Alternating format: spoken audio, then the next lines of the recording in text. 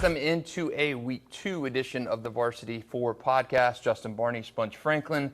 We got a lot to recap from a crazy Week 1 and look ahead to a Week 2. Also, our Super 10 rankings got a lot of variety in them this week. Before we look ahead to Week 2, and like we always do, we look back. And Sponge, we had some unbelievably good games last week, headlined by our Varsity 4 Game of the Week range 32, Bolles 23, and I think we got to spend some time first talking about that one. What Definitely. A performance by Raines.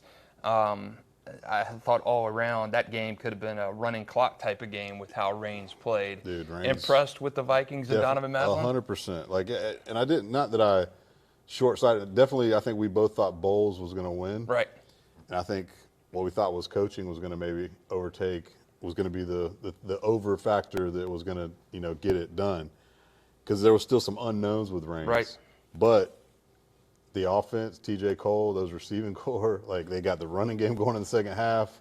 They looked big and physical on the offense and defensive line, and they left plenty of points on the board. They could have had a running clock. It could have been, if it wasn't for the 2 turnovers inside the red zone and the block kick, the field goal for 6, they could have won that game. They could have put 50 on the board. It was a dominant statement win by Raines and Donovan Maslin. We've heard all summer, all spring, all summer about how good Raines was. A lot of transfers, a lot of motivation and momentum after last season. They lost to Bolles in the playoffs 14-7. Lost to Bolles in the playoffs the year before, too, to end their season. But there's something about this Raines team. Yes, they got a lot of transfers. They have that chip on their shoulder, too, and they came out and they proved it. And that's one of the tough things to do in sports is to validate what you think about yourself, what people on the outside say about you. And I think Raines certainly did that. I thought they were lights out, and probably a little disappointed in Bolles and performance there. I was with all the guys they had coming back. I was disappointed offensively, and it was almost like one of those things of, it's Week 1, so you're trying to fill out your team. Ethan Drum now is the full-time new starter. So now you're like, okay, what are we looking like offensively? They had the returning running backs back, from last year, and it was almost like you get in those Week 1 games, and you kind of like, okay, you're handicapping yourself to basically be like, do I not want to throw it downfield with these 2 receivers I got? I mean, you got Collier and Burrows, and we saw them a couple of times. They had a couple nice catches downfield, but to me, those are your 2 best players. Fordham had 2 catches. Right. He had the touchdown on a 3-yard route. But, they didn't open it up, and they weren't able to open it up, and it was almost like they were just playing conservative and just being like, well, we'll keep it close. It was almost like the game was close for a little while, so the score didn't indicate how the game was really. So they were still in the game, going into halftime. And then, when Raines really started to open it up was when they were able to run the ball. Absolutely. And then even when TJ went out for a little bit and they had the backup in there, Bolles never kind of took over when they had snap issues or whatever, And so I just think I was disappointed in Bolles offensively. 167 yards for Bolles, and I think you got to credit that a little bit. I was about to say, exactly. But for Bolles, you have that many guys come back, offensive linemen coming back, your 2 best receivers, your quarterback who's kind of sat and waited his turn, your 2 running backs, Emmett Gresman and Ty Neal. Ty Neal only got 3 carries, and Emmett had more than a third of Bolles' total yards. 20 carry, so he had 54 rushing yards, and I thought it was just a disappointing performance from that Bolles offense when you have so many veteran guys coming back, and you took your lumps last year as Bolles, and you came in, you thought this is going to get us out on the right foot. You're not going to see a tougher team than you saw in Week 1 if you're Matt Toblin and those guys. So I think that's the positive for Bolles. I thought Raines dominated that game when it mattered in those championship rounds in the 3rd and 4th quarter late. They were so strong at the line of scrimmage. I thought the defensive line changed the game because Bolles had nothing, nowhere to run, nowhere to go. Yeah, they couldn't protect, they couldn't nothing. run, they couldn't find any lanes. It was dominating, like you say. They looked big and physical up front on both sides of the ball. Yes, they did. King Massey, Jatarius Brown, unreal games. Zion Butler, receiver. Caleb Lampkins, receiver. Adron Walker. I just thought all around Raines, so much to take away from this game. Highly motivated. Yeah, that was definitely another key thing. You could tell they had obviously been preaching this Week 1, we're going to come out and put a statement out here, and you could tell with Coach Maslin, they've got a YouTube video out, and you see the pregame speech they were highly motivated to come Yes. in and win that ball game. And talking to Donovan a couple times before the game, he said this one is personal for us. This one is personal for us. They took it personal too. And I think there's a line in being able to take it personal and still be motivated in this. Right. You've seen so many games, you and I, Sponge, where trash talk and hype and everything, and that gets the best of one team. Right. You can't perform under those expectations. And to kind of encapsulate the week that was, this game, there had been so much buildup to it, so much hype and chatter and derogatory talk on social media. That happens. These are kids. That's the era we live in. Yeah. But maybe one school took it too far. Maybe Bolles took it too far. And Matt Toblin released a statement late Sunday night saying that some of his players lost focus on the goal and let things get to social media kind of wars and stuff. And I think Raines took that personally and used that fuel to perform. And I think in taking it personal, they were hyper focused. They didn't have this, they had tunnel vision. They didn't have this vision where they're looking at stuff on the side. You could see from the opening handshake line or non-handshake line. Right. I think those guys were focused. And when I go back to Donovan Maslin, I talked to him last week via Zoom and then in person. He one of his lines was, "This one is personal. I'll leave it at that." There you go. I said, "Wow, that's." So those guys were focused on the Donovan shirt he wore after the game, and credit to the Raines coaching staff and players for being able to kind of have that tunnel vision and not be distracted on some of the extracurriculars. Again, social media, kids talking. Yeah, there's a way that that's the whole new age. Like you say, think about guys in college. Yep. They dance, trash talk. Social media being such a factor in all aspects of football, to little leagues, to NFL, to college, to high school. Those guys, they get on other social medias, they trash talk, and then it might go a little bit too far. But again, when you put that out there, when you put that, on social media, that you know what you think you're going to do, and you're trash talking to that degree, you better be able to. Yeah. You better be able to take it. Yeah. And sometimes it can go a little too far, and obviously the racial undertones, all that is you got to cut it out. Just got to nip it off. talk we're gonna beat you, we're gonna smash, like we'll whoop y'all guys, but like that's it. Like this, we're better than you, and just go out and prove it or not. Yeah, and you had the whole summer to kind of build up to that, so I think it was like just hungry dogs trying to get out there and stuff. Definitely. So I think both teams are better because of that game and maybe the peripheral stuff around it. But a great game in week one. That was our Varsity 4 game of the week. I mean, after seeing Raines last week, I thought, receivers, they ran 5 or 6 deep. Rick Wells back at his alma mater coaching those guys up. I thought that was really good to see those receivers. TJ Cole looked good. And the thing I always liked him at Reebok too, and he was like a little underrated because he's kind of a smaller quarterback. Just to have supporting cast. Yeah, exactly. He's always been a special kid. Like, he can. The thing I love about it is he creates the play to extend the play, to let the guys even get open more if he's not on that first initial read, which is awesome. And then when you got basically a plethora of guys that I can throw to this guy, somebody's open, that's tough to cover. I was thinking about too what we said last week. Now I'm really like wanting that mythical Mandarin. I know, Raines man. Game. I want that St. Augustine Raines. Like, can we get those games? Man, it is what it is. But seeing Raines last week really kind of maybe they're just hyper focused. Maybe they're just that good. Teams are not peaking in week one. Right. But man, Raines looked good. I thought their strength on both lines and then they was. And then they get a game this week, man. Like, you follow Bolles in week one with Sandalwood in week two, so you go from the highs to the lows. And Sandalwood Range used to be a fantastic game. But Sandalwood, Sandalwood just not what it used to be. Lost Impact Christian Kickoff Classic, go down and get shut out by Menendez in week one. So I would have loved to see Range Mandarin in week two as opposed to Sandalwood Raines in week two. A few more from last week before we dive into this week. Some others I thought that were pretty good. Bradford 13, Baker County 7. Good game for the Tornadoes. Another defensive slugfest there. The guys just know how to win on defense. A lot of new faces for Jamie Rogers and Bradford, and they still just continue to get things done. Fleming Island 30, Clay 20. I hit that game on the head with my prediction. I called 30-20, and it was 30-20. So, hey, pat on the back for me this week. Attaboy. Mandarin 57, Creekside 13, probably the most impressive performance of the week.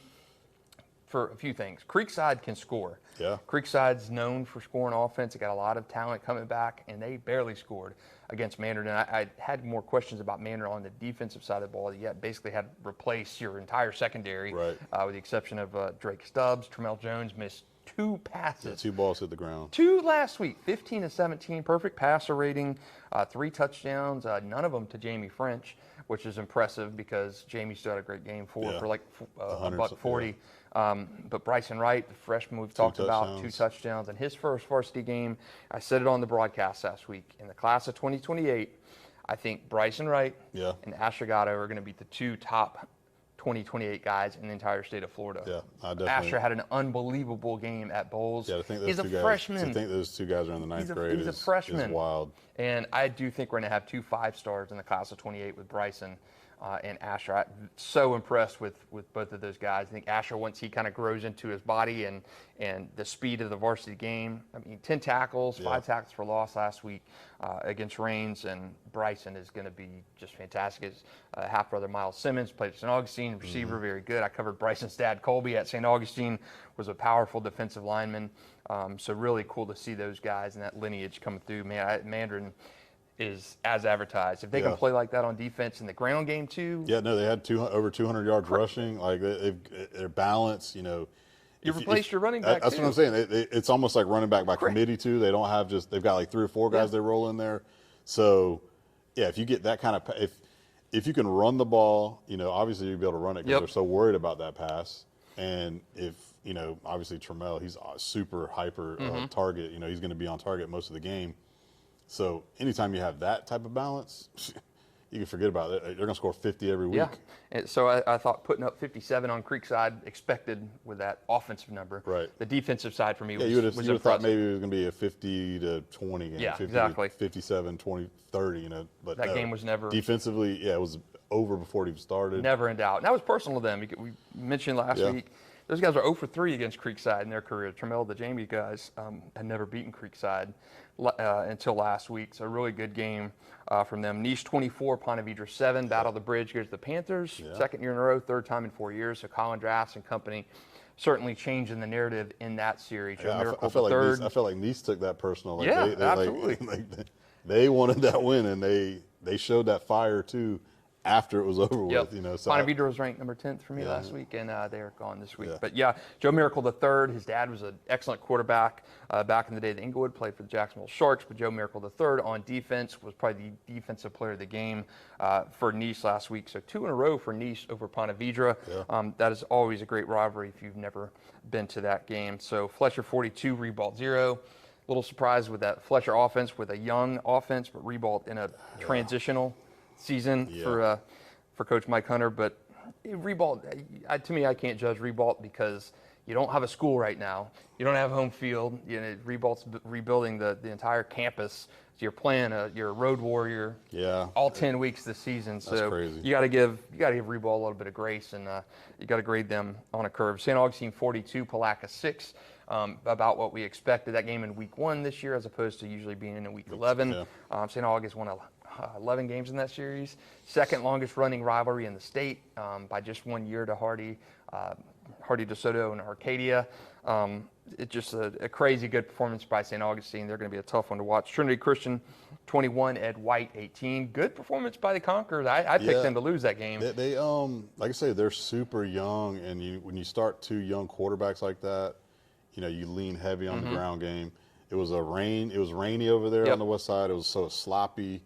It wasn't the greatest performance, but they did enough to get the job done. I thought King looked pretty good as a freshman or sophomore quarterback on the other side for Ed White. So I think he'll be a guy to look at coming down the line. They played good defense. Patterson had a couple big plays on defense, but Trinity, they're going to be a work in progress all year, and they're going to take their lumps in some of these games coming up against the toughest opponents in the city. But they're just going to continue to get better each week. But definitely a good start off 1-0 instead of starting off 0-1. So Trinity reminds me kind of like a Bolles or a St. Augustine. When you have a lot of young guys on your team and you're developing, get them while they're young, or you're not going to get them when they get older. Trinity coaching staff has been there forever. They've seen young teams. They develop them. By the time these guys get to junior and senior year, they're tough to beat. We've seen that before with Trinity's teams, seen that before with St. Augustine teams, Bolles teams last year. They were 5-5 and then made the state semifinals. So beat those teams while you can, because if Erlin and company over at Trinity are going to get those guys moving, I don't even think it's going to take a full season. I think Trinity's going to be right in that mix. So a big surprise game for me last week. Oakleaf 35, Riverside 7. I did not see that one coming. Oakleaf last year won its first 2 games, lost 6 of the next 7, and you're kind of like, what's happening over there at Oakleaf? But Riverside to me was a team where I had them number 6. We liked them. Yeah, Tayshawn Gelsey, Miles Kendrick, Glenn Foreman all coming back and they score 7 points against Oakleaf. Are they that good, or is Riverside? It was one of those. That was a shocker when I saw that score. Big time. And I was like, yeah, where is the Riverside offense with those the weaponry you have on offense? And then on the flip side, Riverside usually carries a decent defense, and Jack McKissick lit them up, man. I mean, he was threw for like 250 on them, had 3 touchdowns, 1 rushing. I'm like, he accounted for 4 of the 28 of the 35 points. Yeah, and crazy. They just, Foy was running all over him. Yeah, Foy had a great game. I'm like, maybe this Oakleaf team is undercover, sneaky, going to be good. Now I know their schedule beefs up too. They got to play some of the big dog teams, so that's the good gut check to where we'll see how good they really are. And where is Riverside at? Right.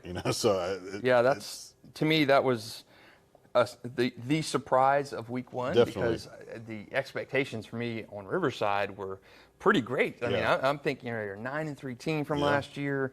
No way you should go out in your opener and get squashed like that. You lose 28 by 28 to a team that was 2-6 last year. Yeah, speaking of that too, is looking at their schedule too. They still got Reigns on the schedule. They still got Bolles on the schedule.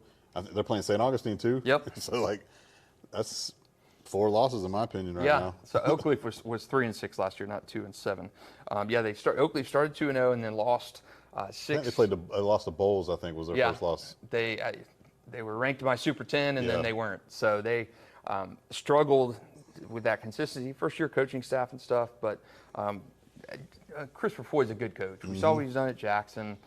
Longtime coach, assistant coach in the Fletcher pipeline.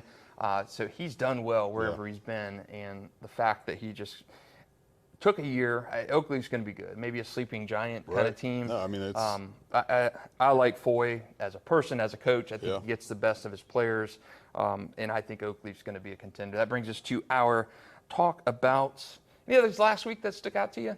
I mean, that was pretty much it. Yep. It was a good slate of games. We had a good you couldn't ask for anything better than the game of the week with Bolles and Reigns. Yeah, great game. Great game. And then, the surprise, obviously, of the week, nobody really else, everything went on, par for the rest of the games except for that Riverside game. Yeah, I thought it was pretty chalk down the line, other than that Riverside Oakleaf game, and probably more surprised at the score than that Riverside loss. Right. I could have seen Oakleaf win, but not at that 4 touchdowns. Yeah, that's the score and how I could have seen them lose in a 48-41 kind of game, but very surprising that they lost a 35-7 game with Tayshawn Gelsey catching passes, with Miles Kendrick back there.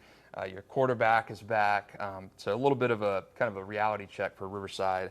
That brings us to our midway point. We're talking about our Super 10 and a lot of changes for me this week and probably for you as well. So I'm going to get some flack for my number 10 pick here, but I've got Beachside at number 10, first time ranked. This is their 3rd season. They've won 10 games in a row, and I know what people are going to say. I know what I have to say. They've not played anybody, basically, in their entire history. They're independent for a few years. Pete Duffy's their head coach. He's built something up there. They've won 10 in a row. Yeah. And I would not have ranked them had they not beaten OCP. I mean, had it been somebody else, had it been a West Nassau or somebody, Paxson, in week 1. OCP is a good team. They beat in week 1. Clobbered them. Playoff team. I really think they're doing something good. They have not lost since week 1 last year in our game of the week to Coy Creek. They beat Providence last year. Probably their best win in school history was Providence last year in week 11, 66-22, and that was a Providence team without its quarterback. Right. So I've given a benefit of the doubt to Beachside. They're number 10 for me this week. First time ever been ranked. So I've got them at number 10. You got to show them some love. A little bit of, they don't have a tough schedule until you start getting into the midway point of the season, but I've got them at number 10. a lot of changes. Let's say I got four new teams this week. I think I've got Trinity Christian at number 9. They're back into the rankings. They're a preseason team for me. Fell out after that loss to Hawthorne. So Trinity Christian 9, Nice number 8, Oakleaf number 7. Bolles drops from 3 to 6 for me after that loss to Rains. I've got Bradford at 5, Bartram Trail at 4, Rains at 3, considered Rains at 2, Yeah. St. Augustine at number 2, and no surprise, Mandarin at number 1. Yeah, our top our 4 are the same. I would also consider maybe a Rains at 2, but I kept them at 3 because I still think Mandarin and St. Aug are the class. Then I have Rains at 3. Then I slid Bartram up. Then I kept Bolles at 5 because if Bolles played Bradford, who would I pick to win? Obviously, Bolles or Bradford's defense. That would be, that'd be. We got a Bradford Mandarin game of the week coming up here. That's true. That's true too. So, but I put Bolles in front of Bradford.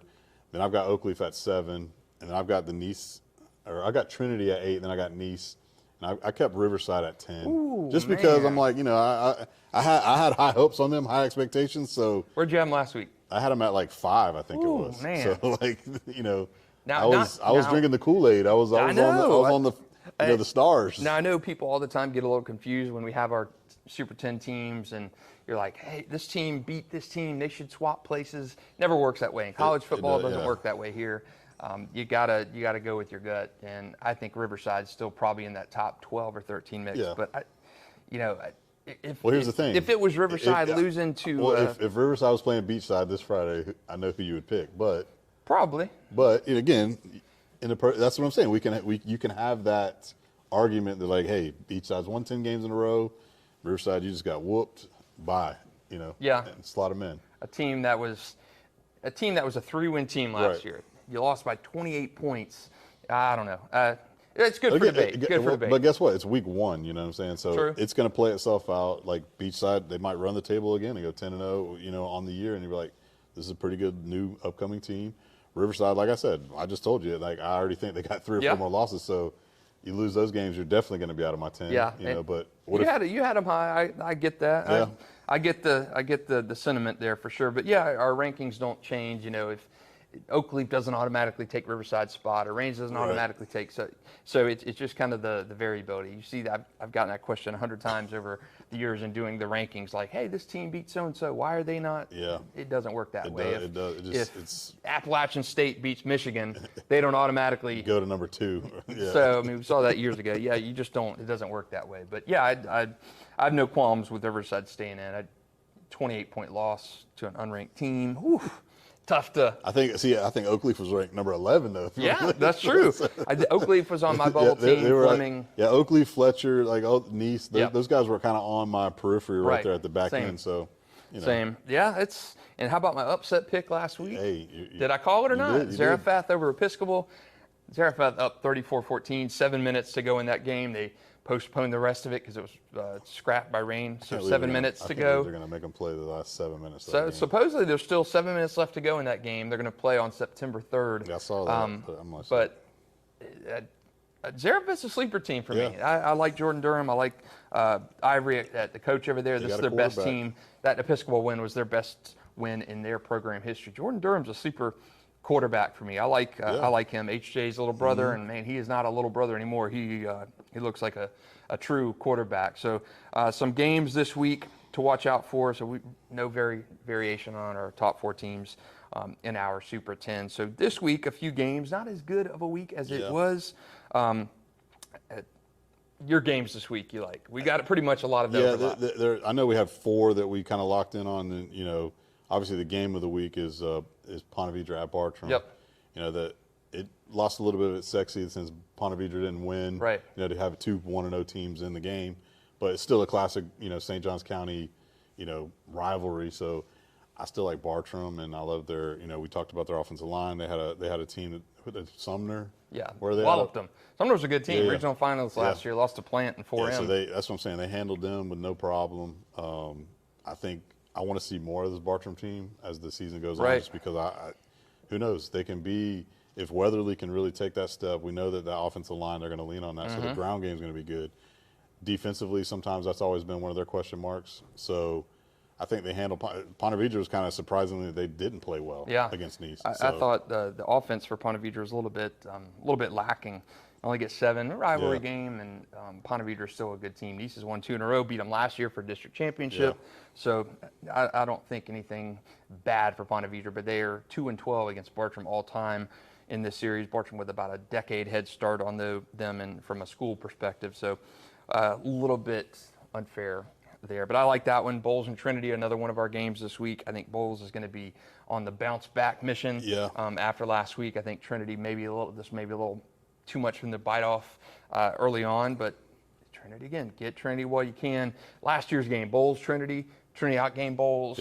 Had 5 turnovers in that game. 3 picks, 2 fumbles. Terrible. And that, I mean, Trinity absolutely won the statistical matchup last year against Bolles and got beat 26-21. So that's a good one. I think Verlin and company are going to use this one as motivation. I think Bolles bounces back in a pretty big way. Some other ones this week: Maynard at Atlantic Coast, Principals Cup. I think that's all Mustangs in that one. I don't think any team in the area has what it takes to slow that team down. But not a lot of exceptional games on the agenda this week. Columbia going to Coffee up in Georgia. That is going to be a tough game. Denellen at Bradford is always a good game. St. Augustine Menendez, rivalry game. Yeah, Menendez has won one time and not scored a lot of points against St. Augustine in its history. Any more from you, Sponge? The game that we talking about Riverside, Fleming looked good last week. You nailed the Fleming Clay score. Coach Chips over there, not Fleming. This is a kind of a gut check game for both programs in a sense too, where Riverside, you go down, 0-2. Yeah. Now you're reeling. Fleming, this is a big game because you're still playing one of the formidable opponents in the area. So I like that matchup in a sense to see where where are these teams at in week 2? Yeah. That big jump from week 1 to week 2. Do you improve on getting beat by 28 to win a game? Do you springboard in after beating the Clay, onto week 2 and go 2-0 and beat a Riverside? So I like that matchup Friday night too. That's a good one. I like that one. Nice and Creekside, another good one in St. Johns County. That game has been so wild. It's that not game even funny. That'll probably be a good game too. Even though crazy game because you don't get a real look at what Creekside really can be by playing Mandarin. It's tough to judge them off that. So Nice and Creekside, their history has been so entertaining and fun. Nice may be a little bit different team this year. Last year I want to see where Nice is at too. Yeah, I think they're better, obviously. Yeah, I think Nice defensively, of course. I mean, they hold Ponte Vedra to just a touchdown. Yeah. So you got Maddox out there catching passes. I think Nice may be a defensive team. Tim Tebow was at the game last week. Paid a visit to his old high school, where he played high school. He was a homeschool student, but yeah, he was there in attendance last week for the PV game, so that's cool. But yeah, not an exceptionally deep week of games. Once you get off that sugar high of week 1, it's kind of into the reality of the grind. But yeah, I think the Nice Creekside, Manor Atlantic Coast, Fleming at Riverside, Bolles at Trinity, Columbia at Coffee, Ponte Vedra at Bartram, Range Sandalwood. Any of 5 years before would have been a better game.